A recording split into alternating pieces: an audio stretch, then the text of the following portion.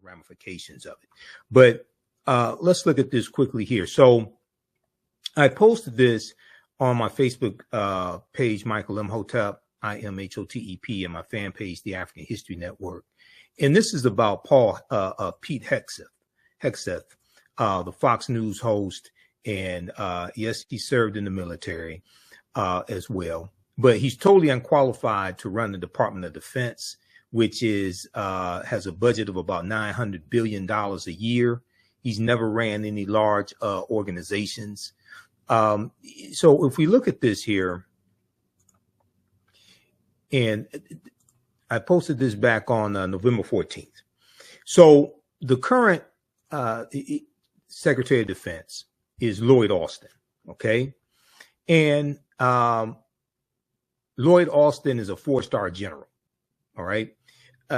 It says here, this comes from thegrio.com, Trump's replacement for 4-star General Lloyd Austin, 44-year-old anti-woke veteran and former Fox host Pete Hegseth, and he's a weekend host on Fox News at that.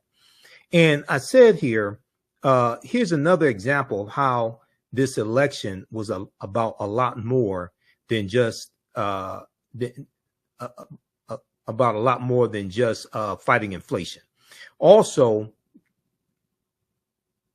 Trump's nominations are going to his policies are going to increase inflation, his tariffs, and will probably cause a recession. TheGrio.com said America's next Secretary of Defense could be starkly different from what the country has ever seen before. On Tuesday, just a day after Veterans Day, President-elect Donald Trump selected Pete Hegseth, 44 years old, a former Fox News commentator and former Army National Guardsman. Okay, he's in the National Guard, to lead one of the world's most powerful militaries. Hegseth will succeed Secretary-General Lloyd Austin III, the nation's first Black Secretary of Defense, a historic choice made by President Joe Biden in 2021. Now, Lloyd Austin is 71 years old. He's a 4-star general with 41 years of service in the Army. He earned a Silver Star for his leadership in the Iraq War and later oversaw all combat operations in Iraq as commanding general of the United States forces, as well as military operations in Afghanistan in the 2010s. Pete Hegseth, a Trump loyalist who previously influenced the former president to pardon a group of military members accused of war crimes, has been outspoken against women serving in combat and is critical of what he calls a quote unquote woke military. He said any general, any admiral, whatever, with a connection to DEI, diversity, equity, and inclusion, or woke stuff, woke sugar, honey, iced tea, has to go. He said, he was quoted saying on a recent podcast. This is the stark difference between nominations coming from a Joe Biden, who nominates qualified people and who nominated a lot of qualified African Americans for various positions, and Donald Trump, who is nominating a lot of people who are accused of sexual assault or somehow involved in sexual assault. And many of them are totally unqualified for these positions that he's nominated them for. And some people are referring to this as affirmative action for white people. Affirmative action for white people, but affirmative action, a totally different type of affirmative action where you have unqualified people being nominated for positions.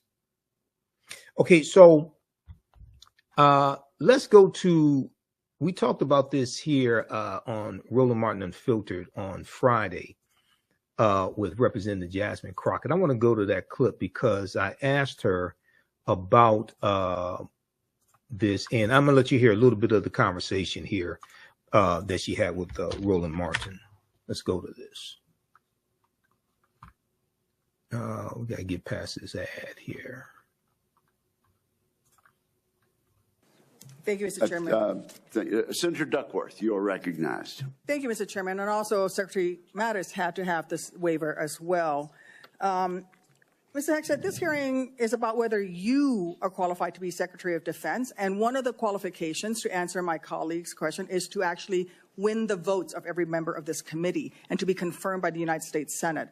And you need to convince us that you're worthy of that vote, because the people of the state of Illinois voted for me to be their senator so that I could cast that vote when it comes to picking who is going to be the next Secretary of Defense. This hearing now seems to be a hearing about whether or not women are qualified to serve in combat, and not about whether or not you are qualified to be Secretary of Defense. And let me just say that the American people need a SecDef who's ready to lead on day one. You are not that person.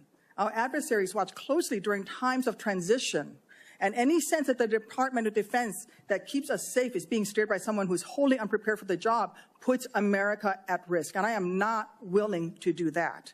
With that in mind, Mr. Hegseth, I want you to try to explain to the American people, this committee, who have to vote for you, and to our troops who are deployed around the world, why you are qualified to lead the Department of Defense. We already know that you've only led the largest, a 200-person organization. We already know that you so badly mangled a budget that after you left, they had to bring in a forensic accountant to figure out what went wrong, and that the largest budget you ever managed was about $18 billion.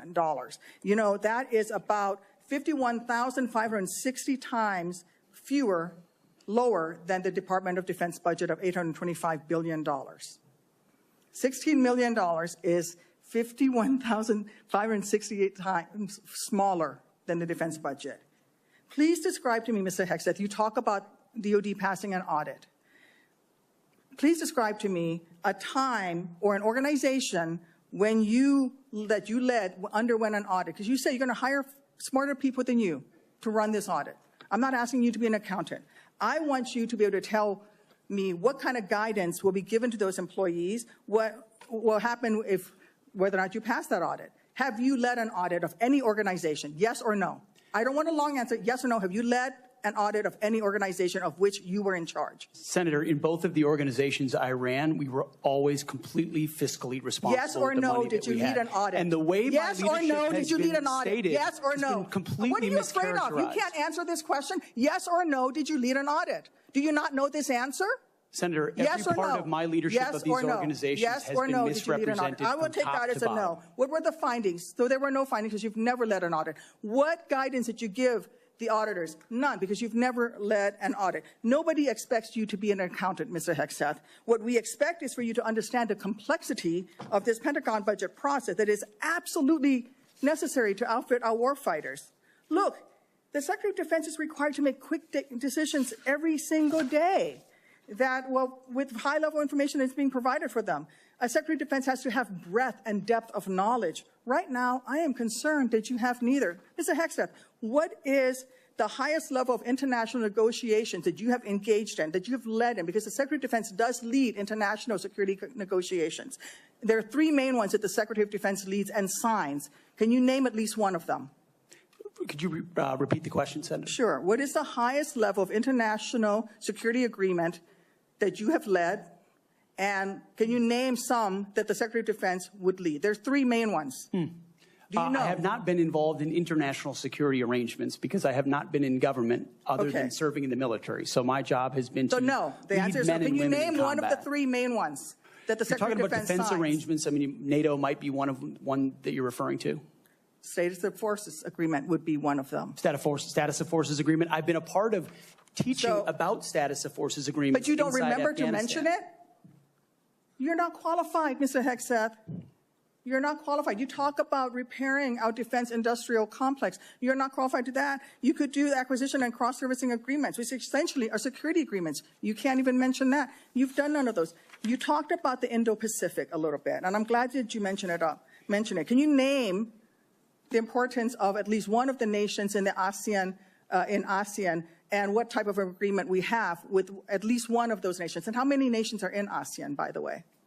I couldn't tell you the exact No, you amount of couldn't, nations because in you've that, not but I even know we have bothered to allies do- in South Korea and Japan and in AUKUS with Australia, trying to work Okay. on submarines with them. Mr. and data Hegseth, transfers none with of those them. countries We are have in allies ASEAN. across. None of those 3 countries that you've mentioned are in ASEAN. I suggest you do a little homework before you prepare for these types of negotiations. Listen,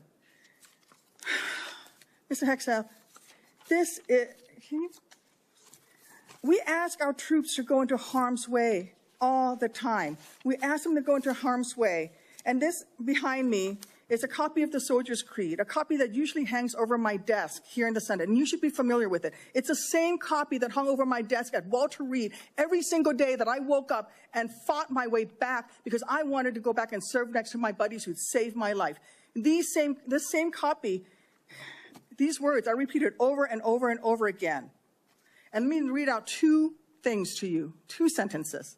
I will always place the mission first, and I am disciplined, physically and mentally tough, trained and proficient in my warrior task. Mr. Hegseth, our troops follow these words every single day, and they man up and they pack their rucksacks and they go to war. And they deserve a leader who can lead them, not a leader who wants to lower the standards for himself or raising the standards for other people. And by the way, our troops already meet the standards. We ask troops to man that ship, fight that fire, fly that helicopter until their very last breath. And they do that every single day. They cannot be led by someone who's not competent to do the job.